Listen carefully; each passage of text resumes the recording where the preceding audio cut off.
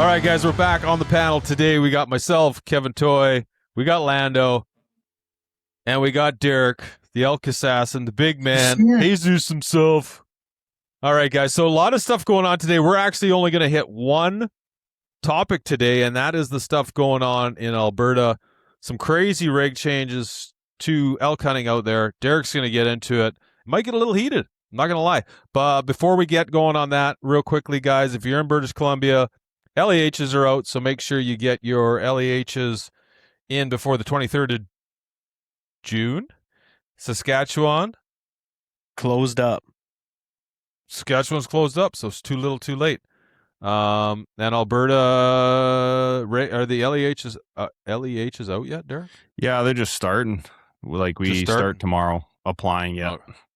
Okay, yeah, gotcha. start applying so tomorrow. It's pretty late, pretty late. Yeah, it is. It's always really late. That's why a lot of these things were kind of blindsiding people, because you have big hopes for big hunts and short notice. So yeah, and if you are in British Columbia, putting your LEHs in, make sure you guys do your homework with land access, First Nations issues. This is going to be an ongoing issues. We're going to cover all this stuff, but there are specific areas, up north of northern British Columbia, Region 6, Region 7. I know Joffrey Lakes, they're trying to get 72 days of closure in that one provincial park. So there's a lot of crazy stuff going on. So just make sure you guys do your homework. Make sure if you're putting in for LEHs and you're planning to do a big hunt, you check where you're doing it, because you might not be allowed in there. And even if you are, you might get some confrontation. So check it out. Okay, so big news in Alberta. Derek, maybe you could break it down for us. What's going on out there, dude? yeah, so essentially there were new regs dropped, like obviously like normal, as kind of a precursor to applications and whatnot for the 2026 seasons. And there were some big changes. It was pretty extreme. I think people are just blindsided just because there wasn't very much stakeholder engagement previously. Like with mule deer, it's kind of expected. I think there isn't very much pushback in general, but some of the big changes, like with the antlered mule deer, there was proposed, the 17 wildlife management units are outlined: 102, 119, 124, 148, 150, 152, like it keeps going. Those units will remain as general licenses for archery, but then there was some other big changes that were proposed to basically block out all the archery generals. So they were draw zones for the most part, most of them, from what I know. I don't really hunt those zones, so it's not something I'm really cued in on. But what is the giant thing? Like, we got some texts from you when we got service and we couldn't even get out to you. Yeah, so essentially, before it was cut off there, like, the antler mule deer thing, that's a whole separate issue. I think, like, the species management of that is pretty tight. People have a pretty good understanding of what's going on. There's a lot of pressure on them. There's CWD, there's pressure from hunting. There's habitat loss. There's a lot of things contributing to that higher maturity trophy class going downhill. The WMUs that were under potentially losing their general archery tags were 102, 119, 124, 148, 150. Like it goes on. And that's been kind of sidelined and remained because of the big backlash that the ministry had gotten. Like people were angry, right? But that one wasn't the one that I think was so like detrimental. Like people were fired up and really outright angry with the changes for the elk, like the proposed implementation of antlered elk draws in WMU 302, 303, 304, 305, 306, and 308. Completely transitioning. There wasn't even a proposed general archery elk hunt. Like that's pretty naive that they wouldn't think that there would be some serious pushback. We weren't at that 15% allocation for entry kills. Like, I mean, like it was like, to me, that was kind of outrageous. Honestly, I was shocked. The population is stable. I hadn't heard anything about that. Like it's so, you got two sides of these opinions, right? And one, people want to see large animals in those zones. They want to see that big trophy quality. And unfortunately, the tags in the south that you could get that level are like, there's point creep that's insane. Like, you could be at 10 years, you get to 12, it's now 15. 15's 18. It's now 18 in some of these zones. So like, it is a once in a lifetime hunt at this point. And to be honest, so Derek, it's just diminishing. real quickly for reference, just real quick. So zones 304, like it was 302 to 308, 304. essentially. Yeah, 302, 308. So those are just south of Calgary, right? So anybody that is south. not from Alberta is kind of, just to give them a little reference of where in a map we're talking about here. Yeah, the southern zones of Alberta. There's 400 and 402, which weren't in the talks. But like, this to me, this is kind of a trickle down effect. Like, you remove that pressure. Where are these 4,500 elk hunters going? They're going to go to 402, which is Allison Creek and the Pass area, and the 400 zone. There's nowhere else for them to go, realistically, or go up into the north end into Peace River area. So realistically, where's that pressure going to go? So if they had their plan and they implemented this plan, all of that pressure, or people are going to dump all their points because your choices will be in two areas. Continue pushing a decade plus, possibly 2 decades to get a decent mature bull, or hunt every year. There's no in between. That's where Alberta is right now. There's no in between, right? So then you're forced to either dump your points, which is crazy, because then you'll never hunt elk in those zones. That's a wrap, just the way things are going with the creep. Yeah. Or you punch them all, and that will inflate because people will want to still hunt. So they're going to dump all their points, and then people are going to hold on for 4 to 5 years in those zones because they'll have this false narrative that there's going to be super big animals in there, which, those areas I used to hunt as a kid all the time for mule deer, they became draws. We're at 7-year draws, and the quality has not gotten better. Different species, different problems. I understand that. But this idea that everything gets better because it's a draw. I've seen this on moose.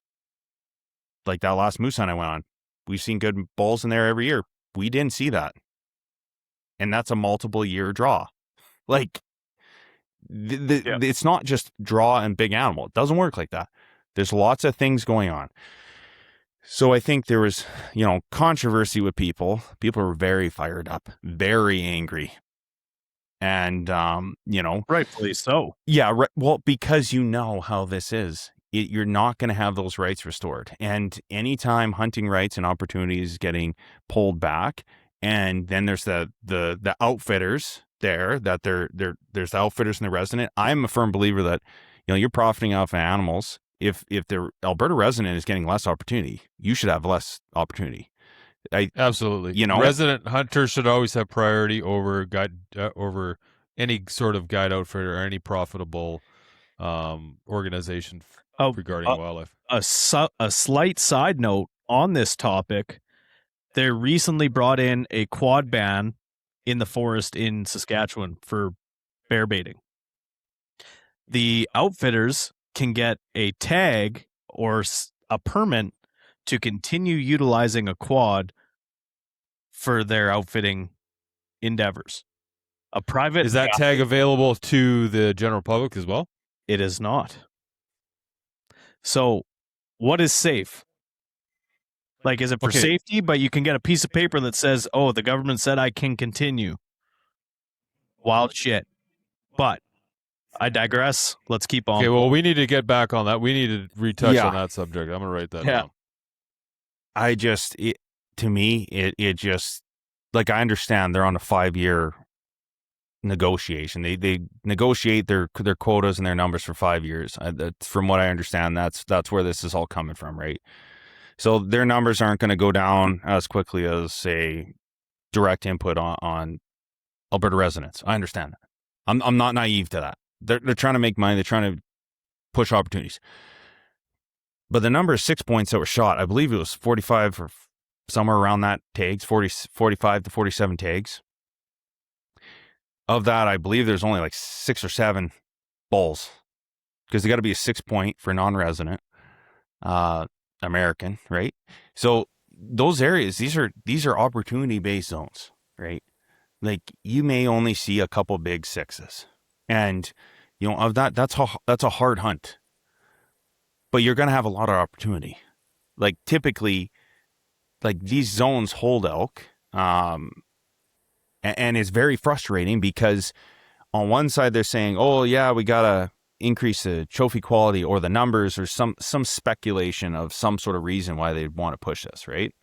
And then on the other side, they're handing out 2 cow tags to every cow tag draw. So you're saying two things to me and they don't make sense. You're saying we need to roll these back, multiple zones, brush strokes across everything, draw. And then in some of these zones, you're giving out 2 tags for cows. And in my opinion, and I hunt a lot, I have seen more elk in these zones. I hunt all those zones. I hunt, 400, 402. I hunt everywhere. I'm bouncing around all over the place. I've never seen so many elk. To me, I'm like, elk are doing good. I know that could be confirmation bias because it could be because the pressure is intensifying, which will intensify the elk and where they're holding to where I am instead of being distributed all over the place in the zone. Yeah. So, Derek, have you talked to other hunters too? Are they seeing the same thing that you are? I mean, the hardcores are seeing more elk, seeing better elk, more opportunities on elk, on bulls specifically. Your average hunter, I don't know. I think it too is the areas they're in. Like, higher traffic. I think there's something unique going on too in some of these zones where, not the shit on ATVs and e-bikes and all the motorized stuff going on, but I think that activity is really concentrating elk. It is pushing elk into private. Oh, it definitely would too. Like Yeah, you wouldn't believe. Sure. And there was a number of rules that were changed around what time you could have a weapon on your vehicle, like on your motorized vehicle, at what time for ATVs. And when they removed that, you've seen the behavior start to shift. Where I was shooting elk not too far from the road or up on a big bench, that was gone. Now they're in the middle of freaking nowhere. And so, you get pushed harder, and it seemed like every year, like I was saying, this technological arms race of people are going in farther. People are pushing the elk farther. That intensifies where they're holding and the areas you would typically think, okay, yeah, there's an elk because it's the most nasty area to get them out of there. They're in there. But the rest of the zone is void of life. And then predation gets, you get 3 to 4 good years of that. And the wolves and the bears start getting in on that action. And then you'll see that elk movement bump again, sometimes to a completely different area of the zone. And I think for the average hunter, that's really hard because they're not seeing elk, but it's like this threshold where, yeah, you would think that the elk was shitty, like the elk hunting was shitty and the numbers were down because, like I said, you're not seeing them where you typically would see them in the core of the zone. They're not even in there anymore. They're just moving around through private. They're going north to south, covering big range, big movements because they are so heavily pressured.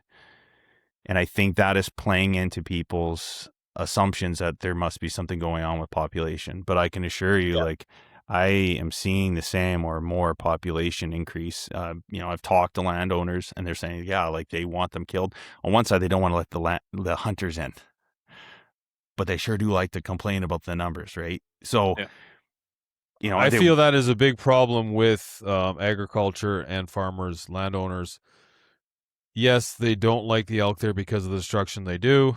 However, if you want to reduce animal numbers as hunting as a management tool, you gotta let the freaking hunters in, man. You got to make it accessible to to hunters, or because I agree with you, Kevin. I think a simple method to mitigate that is if you do not have proof of letting at least X amount of hunters on your property, you do not collect insurance for your crop. There, done. Yeah, I mean, like I completely understand where landowners are coming from. They get the most riffraff. They get the most calls. Like some of these landowners are getting absolutely harassed. Like it's like 40 calls a night. Like enough. They want to use their phone. That's outrageous. This is craziness. I wonder if there's a service that could be put together where somebody else helps manage that for them. Maybe they do the legwork in vetting the people who are qualified to, because it could be, if you're some sort of service agency or something where you have to, you fill out an application, your name gets put on file, and it kind of, it's like a record you keep. If a landowner has issues with you along the way, if you're busted for trespassing or doing stuff that you wouldn't, consider ethical, or just not in good ethics, or not in good, what's the word I'm looking for, favor of the landowner, then that gets put on a file or something like that, right? Because then it would kind of limit the riffraff that these farmers are letting on their land. Yeah, that'd be a job. Yeah, and there was those comments, right? Like there's too much hunting pressure. Landowners are getting frustrated, but you also have population increasing in some cases. So I'm just kind of like, my mind is kind of boggled when I heard that. I just was trying to figure out, like, so what conservation management tools are we using here? And that's, I think, where everyone was thinking, like, oh, Derek, can I ask you a question? So how are the outfitters affected by these new changes? They weren't. They kept their numbers. No drop whatsoever. Not that I know of. Nope. Not that I know of. That's what I read. Okay, can we do a quick? Okay. Knowing that, so quick summary. So the tags got cut. Opportunity resident hunters got cut. Outfitters had nothing stripped away. Their tag numbers did not go down in any way, shape, or form. Not that I read. No. But I would presume. Is there any outfitter there? Anybody who owns an outfit that is in politics? Because that's what it kind of seems like. It there is, and I'm not going to get too much into that because everybody knows what we're talking about, and I'm not going to throw shade at those boys because I don't know their situation and their vested interest. But in some cases, it's kind of like the pharmaceutical company making laws about what drugs can be sold. It's kind of like, for the average guy, like, they get very angry, and rightfully so, because there's big changes to them and they don't see that change on the outfitter side. But like I said, like, outfitters are negotiated, from what I understand, under a 5-year term for allocation. So that could change, right? So you got to give them the benefit of the doubt that, they paid the upfront costs, and the allocation and negotiations are in there locked in. So that could change. That's good. I appreciate you adding that, because I know in BC there was issues too with First Nations and trying to get moose closures, but they didn't want, so a specific band, I think it was the Blueberry First Nations, they didn't want resident hunters hunting in these specific areas of Region 7, so they wanted that. They didn't want an open season. They wanted to go to LEH. However, they didn't want, in British Columbia, we have a priority to wildlife, where it's First Nations, resident hunters, or it's conservation, First Nations, resident hunters, outfitters. Outfitters are last. And they said that they didn't want the outfitters to be affected by any of these tag cuts, or the moose getting taken off general open season. And then, you open a few doors or peel the onion back a little bit, and you realize that the First Nations actually own a few outfitters or outfit operations regarding moose hunts in northern British Columbia. So it's kind of like, well, that doesn't follow the priority list to wildlife. Yeah. Like, on one side, I don't necessarily want a non-hunter as the minister, right? And involved in that, because I know, like, they want to protect hunting. But on the other side, it's kind of like the arms dealer deciding if we're going to war. Like, if we're going, it's like everybody's happy. Like, arms dealers determine if we go to war. Well, that's only an issue as soon as you go to war, because then all of a sudden now it's very apparent what the interests are in your head, because you're getting your shit cut. And some guys were actually happy about this. I will say that. Like, it wasn't like a one-sided thing. I like hunting elk. It is my general opportunity there are lots of zones. And because of that, I like that, because as much as people think that hunting pressure is bad now, you wait. It's a trickle-down effect. That's why it's like some erosion of some rights. You lay down on this shit, it won't be long until the pressure and the 4,000 plus elk hunters that hunt the south, they're moving to 402, they're moving to 400.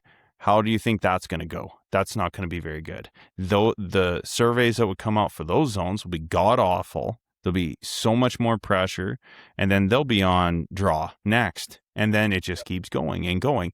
And then guys will start going up north, and then it's going to start going up the province.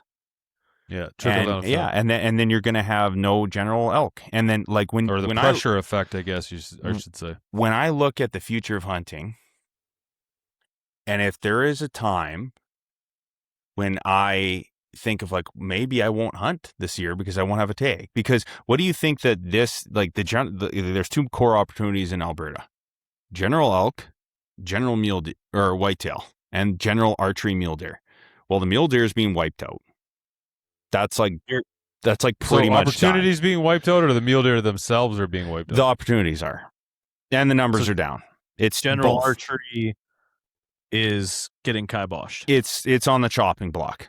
That was part of the presentation that they pushed, the proposed changes. So Derek, didn't Alberta for the longest time, I don't know if they still do, have doe seasons for mule deer? Yeah. Yep. General mule deer, and you could shoot a doe in some of the mountain zones mostly. That kind of rolls into the cow elk tag thing you were just talking about as well. Yeah. Yes. And then, so think about say if this did happen, right? So say everything that the government wanted to push was going to happen, and they cut the elk general and the archery elk general. What do you think is going to happen to whitetail? They're going to be extinct. There'll be nothing left. The quality was already really bad. Sure. Because that's the only general opportunity. That's the only hunting opportunity. Yeah, they're going to be hammered. Yeah, they'll be they were hammered already. They will absolutely be decimated, because you're thinking like the meat hunter too. Like I hunt elk.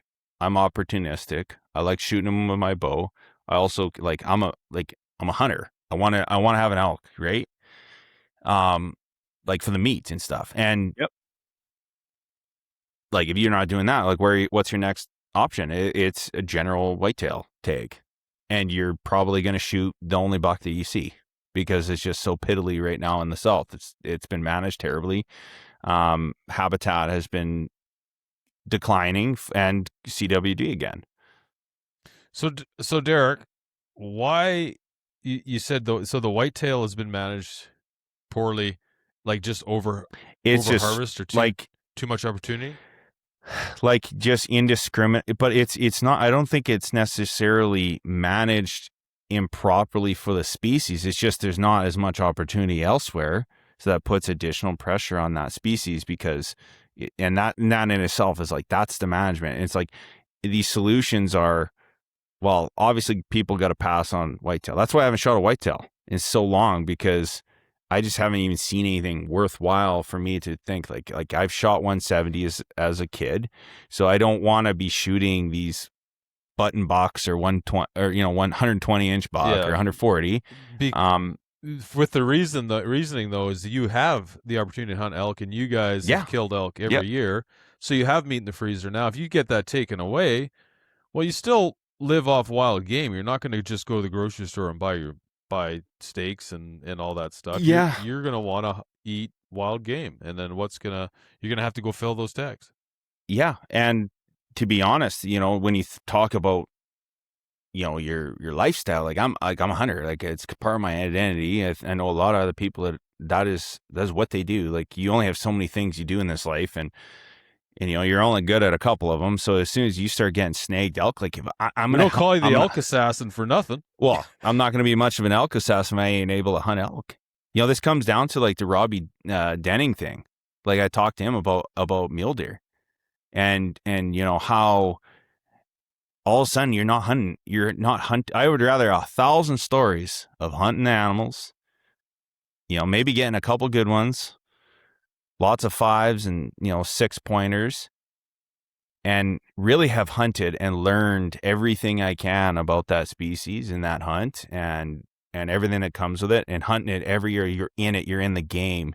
You're constantly in there, rather than 3 stories of 3 elk in a whole lifetime.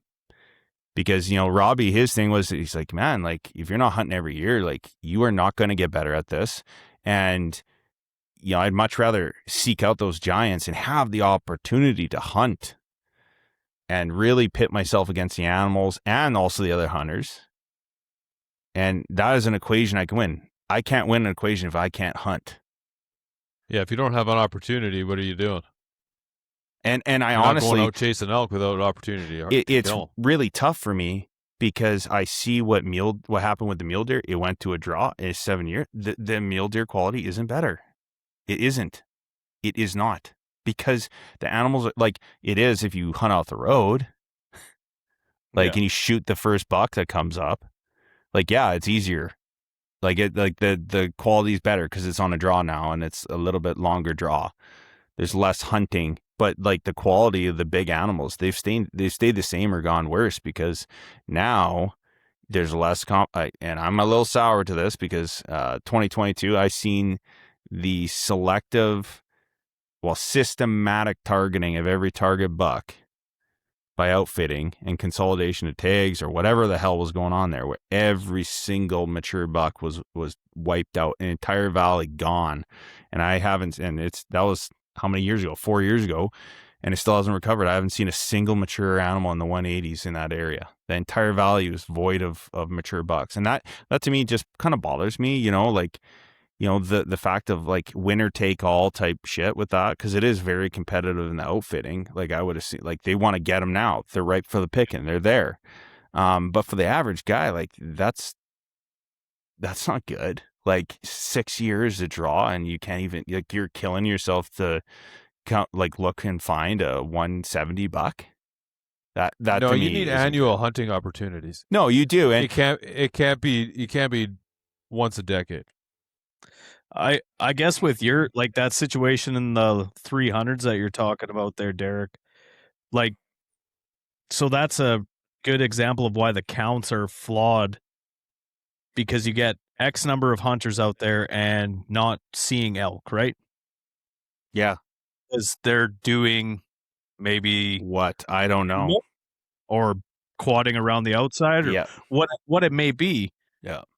But then that changes every aspect. And yeah, man, it's really weird thinking how that's going to go into if you have just 2 over-the-counter zones in the South. It's absolutely, it's going to be the exact same thing you're talking about. Those areas are going to be so heavily pressured. I wouldn't even hunt them anymore, to be honest. Like, and I've hunted both those zones. I've shot elk in those zones. I've shot elk in 402. There's some great bulls in there. But what's the topography like in those areas? That you're getting into the Rockies, right? Oh yeah, that's right along the BC border. It's some serious terrain. When I think of like your new hunters, I wouldn't want to send them into those zones. Like the grizzly bear danger is significantly higher. Typically you got to be watching your back. Like, to me, that would, like, for a lot of people, I seen that 300 kibosh as the end for a lot of people's elk hunting, just for like the safety factor, because there's a lot less grizzlies in some of those areas than in like 400. Now, granted, areas, right? Yeah, and like, granted, there's some like massive bulls being shot in 400, 402, like big mountain bulls. That kind of goes into like the draw zones in the 300 A and B side. That's draw, big bulls, trophy class, really exceptional bulls. Harvest rates are really low though, so like it's not. It's such a multifaceted thing. I was very upset. I'm on the camp of, Derek, I want to hunt. So 405, where's 405? Is that below 400 or above it? Because it's got 402, 404, 402, 400. I don't see a 405 on here. These aren't exactly in order here. No, they're not. Unless it's just really small that I can't see it on the map. But there is. It's not on the map. That's why. So I've hunted elk on the BC side of looks like 400 or whatever's right below it there. Yeah, it's some gnarly terrain, dude. Like I've killed elk in there. Yeah. It's pretty wicked for the new hunter. Yeah, I mean, good luck. Yeah, it's not exactly ideal. Like if I were to like, you know, it's you're gonna have an adventure. I packed elk out of there though, Oh, here we and go. it's some serious shit. You shoot a bull in some of those areas, and Oh, that's so right below. So here, just for a correction, yeah, that's British Columbia there. That's why there's no that's why there's no map for it right there. yeah. So you know, But yeah, so right on the other side of 400 there, I've hunted right along. I mean, not right along the border, but very close to it. You know, off the Flathead Forestry Service Road, and I've killed elk in there, and it is some wicked wild terrain in there. yeah, and there's good hunting. There's but that's the thing. There's There's good hunting, but again, in, like in you all said, these zones. That's the thing to me. yeah. I've never had an issue finding an elk, and I think to me that's my own takeaway. Like some guys are like, oh, it's because your honey holes are getting affected. I'm like, well, no, it's not that. It's like I have several areas I hunt. I'm effective because of that. Less opportunity for me is less opportunity for you. What the hell are you talking about? This is less opportunity for all of us. This is in the wrong direction. This is bad. Like, Yeah. on one side, yes, you could like it'd be the difference of okay, I'm not hunting elk anymore. You know, I'm still gonna get an elk. Whether it's 400, 402, anywhere in the south, maybe I'll go up north. I'm motivated. I'm gonna get an elk. I'm gonna do everything in my power to get an elk. But I also understand that like these people are on my side too. And I want them hunting too. I want youth hunting too. They're not going to affect me. Like I'm going to get an elk, but less opportunity in general. That's less opportunity for my kids. That's less opportunity potentially for my grandkids down the road. And in a spot that's kid friendly, some of these areas are more kid friendly that were being reduced. And it's like, you know, not that it's not dangerous like the 400 and 402. There's still grizzlies. There's still bears. There's still terrain features that are challenging and packouts that are gnarly. That's not what I'm talking about. But Part of the game, though, right? yeah, it's part of the game. But it just was the topography was just a little bit better towards youth hunting. I think in some cases. Absolutely. Like it's more foothills. Yeah, To an rolling extent. hills. Yeah, it's still a tough hunt. It's still one of the hardest hunts. Like some of the hunt, like in some of those mountain zones. Like I my first bull, I shot a bull in a day. That was the first time I ever archery hunted. I called in a bull and I shot him at 30 yards. And so like I'm a little bit jaded on that as far as like, well, I think it was the right time, right place in some of these cases with some of these mountain zones. Like it is very challenging. The Paco was intense though. It was terrible. So, you know, I always think of that. I'm like, okay, so like you may get success. You're going to have a lot of pack out challenges unless you're a really stout individual. Or you can get some access for ATVing in there and get them out. But less opportunity for me is just bad. I just What do you think like a higher point rule would do in some of those management units? well, I mean, Like that's say a 5 or 6. yeah, like that's to me, that's the conversation though, right? There was no conversation. There was just draw across the board. To me, So this didn't get put out to public feedback by the ministry? No. There was in a- British there was a Columbia, survey. Anything that is going to be proposed reg changes gets put out for public opinion. there was a survey sent out, but I think what people like how I interpreted it in the reading of it too was it kind of seemed like you were talking about mule deer the whole time. So they hid And it in the language. Not really like elk per se. Like that didn't even cross my mind. I think that for a lot of people, they maybe answered it, of course, as far as trophy quality and what they wanted to see in the province and the priorities. But I think they were thinking about mule deer, and because we're always talking about mule deer in these surveys, and the restrictions were all geared towards mule deer and not really elk.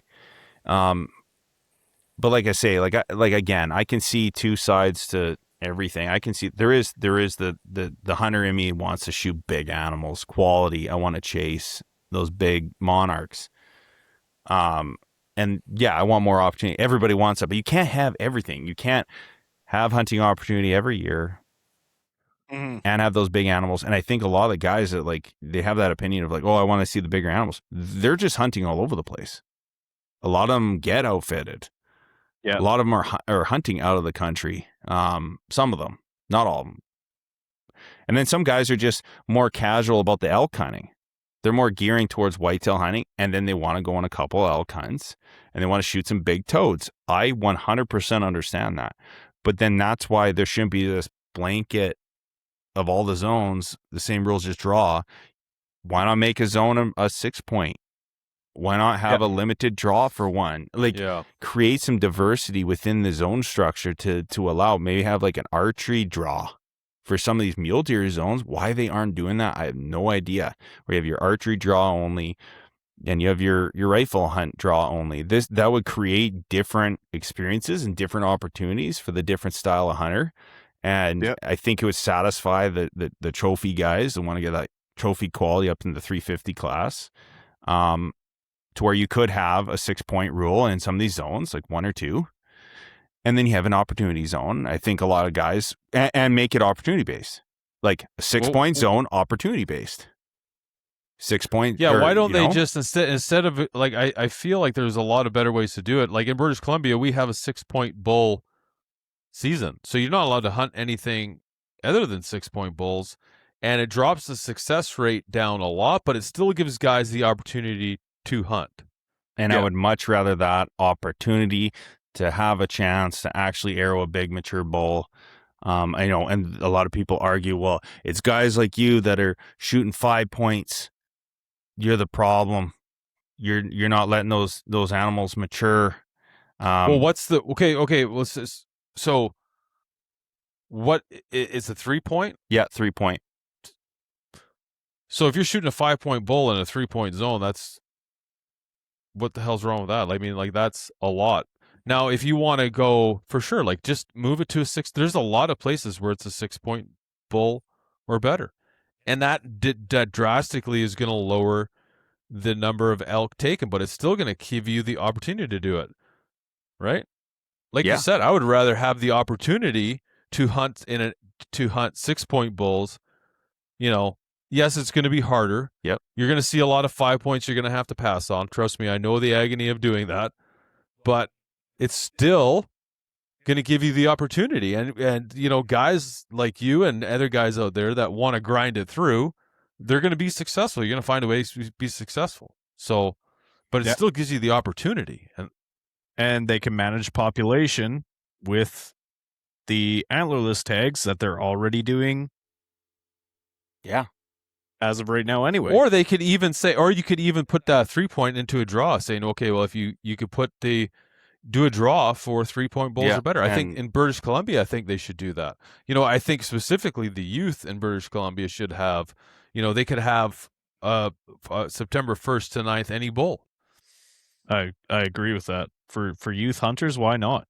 That's what's going to get more people in the space hooked on doing what we love doing. Yeah. And it just creates opportunity. But then, you know, you're going to get rid of some of those really old 5 points that never get killed. I mean, eventually they do die from old age, but it'd be nice, you know, to take some of those out. Because I've passed on lots of big 5 points that I know are, you know, there's 7 or 8 year old bulls that could easily be harvested if there was a LEH for any bull or if there was a youth season. Mm-hmm. I guess better ways of doing it. You know, just them rolling it back. Like, this is just the beginning. I think it speaks to the power of the individual. Everybody getting out there and voicing their opinions on everything. Reaching out to MLAs, reaching out to the premier. I know a lot of people wrote notes and got the clubs involved. That's really good to see, like the bow hunting clubs, like the Saba down here in the south, and Kyle's crew with the Alberta Bow Hunters Association doing good work, voicing opinions, voicing concerns, like really making sure that, like, hey, we're not going to roll down on our opinions. We want to hunt. We want more opportunity to hunt. If we're going to sink money into habitat or predator management, like, none of that's being done. So it's always easy was talking with a friend of mine about this. It's always easy just to cut tags. That's the least expensive, most direct route to doing whatever your objectives are, whether it's trophy or management. They always cut tags. Well, and I think to add to that too, Derek, I think if they start doing this stuff without consultation from the public, if all of a sudden every single hunter out there started writing and emailing their MLA or phoning their MLA, all of a sudden these MLAs are going to start to think differently when they start to cut these tags. The problem is everybody just goes on these forums and on Facebooks and bitches about it there instead of, it takes the same amount of time to write an email as it does to go on Facebook and bitch and write a comment or a post about how much this sucks. Write your MLA. Call your MLA. Yep. Easy. Whether you talk to them or not, just write them and let them know that you don't agree with this and you're not going to stand for it. And I think, too, leave your fellow hunters out of it. Everybody's got your opinions. There's a lot of shit getting thrown both ways for the guys that want the animals and like, you guys are part of the problem. No, they're not. They're your fellow hunters. They want to hunt just like you. You have different priorities. You got to respect everybody. Like some people just want to hunt for the meat. Some want to hunt for the adventure. Some want to hunt for the trophy. Absolutely, man. There's nothing wrong with hunting for the meat. There's nothing wrong with shooting an animal just for the meat. No, that's what it's all about. That's the whole point of it all, right? Or the opportunity, right, to seek out those bigger animals and get it done. Like I'm like, and that's the thing. It's like the small deer thing. I'm not gonna shit on somebody shooting a 160. I'm just not at that point anymore in my career as a hunter. I don't want to do that. I'm not gonna throw shade at a guy that wants to go out for a weekend. He sees a good buck. He's a nice mature 4x4. What does that matter to score or whatever? I don't care. That's how they want to burn their tag or do experience their hunt. That's on them. But less opportunities means less of those experience, less opportunity to get new hunters, less opportunity in the long term. You give an inch, they take a mile kind of shit. Mm-hmm. And at the end of the day, like we need to be respectful to each other because like I've seen some of those comments and they're freaking insane, man. It was everyone was attacking the wrong people. And if you just voice your opinion, You voice it respectfully and directly. You talk about your priorities as a hunter, what you want to see. And then guess what happens? You voice your opinion. And then what inevitably happens is the data will decide. The politicians and the ministers will look at the information, look at the priorities of the province, and then we can have a conversation with the stakeholders, all of us hunters, the landowners, everybody. And you talk about real things. Like I didn't hear about populations. I didn't hear anything about steep decline in harvest rates or the accuracy of those numbers. Like, is it people not reporting? I don't know. That's the point. Yeah. No one knew. No one knew anything. So I think they're pausing it for now because of the backlash. And they're going to get some more information. They're going to package it for the public. And then some other people that are not involved in the hunting, I think, going to get involved, like with the government, and try and get the reins on this and figure out what they need to be doing as far as which direction.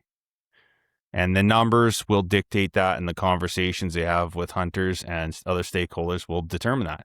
And that's how it should be. And ultimately, if the data proves that the elk are steeply declining, the herds are in danger, I can live with that. Yep. 100%. I think every other hunter, and it's all at the end of the day, it is about the animals. It. Good enough. Yeah. Right. For sure.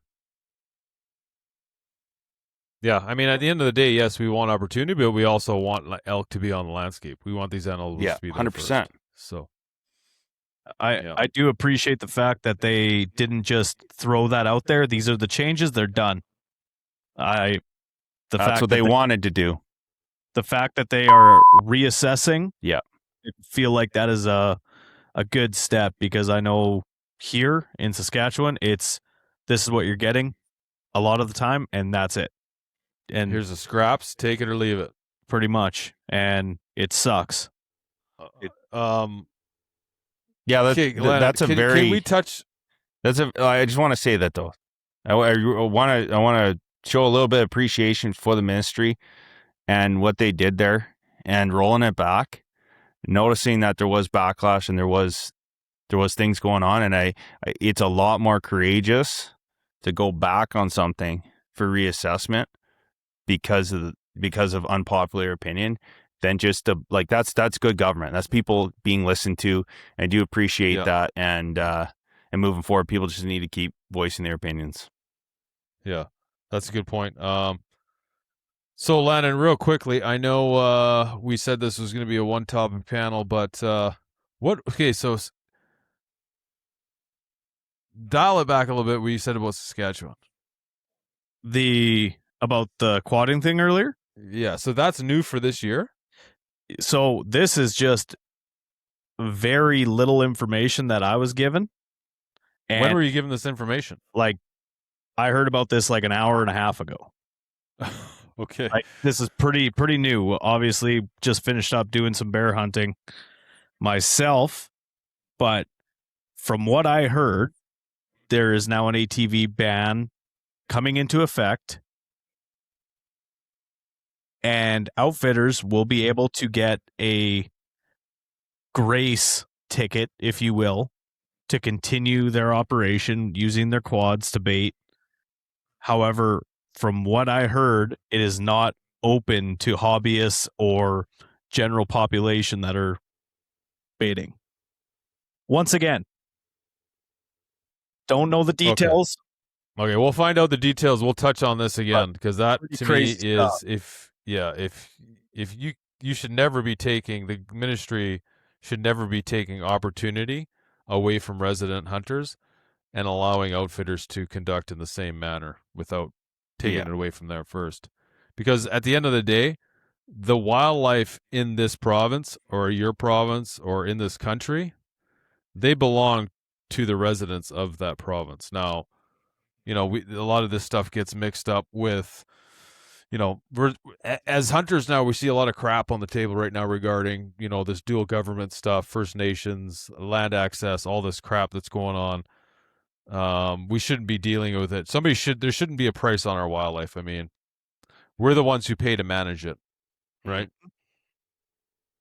Yeah, and I can appreciate the outfitters, but like you say, oh yeah, I appreciate them too. But again, if opportunity is going to be taken away, I feel it shouldn't be taken away from resident hunters only. Yeah, 100%. Yeah. All right, guys, we're going to wrap it up. On Instagram, Derek K. Corey, Landon Fiddick, Kevin Altoy. Thanks again, Derek, for bringing us up to speed on what's going on there. And we'll keep you guys up to date on what's going on. But appreciate it.